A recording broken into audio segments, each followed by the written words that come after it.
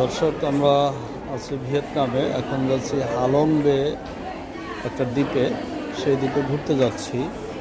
অসাধারণ সুন্দর দ্বীপ। তো যাত্রাপথে বিরতি। এই বিরতির সময় একটা মার্কেটে ঢুকেছি। মার্কেটে এখানে যা দেখতে পাচ্ছেন এগুলো সবই হলো ভিয়েতনামের হাতে তৈরি করা, একদম মানে হ্যান্ডমেড।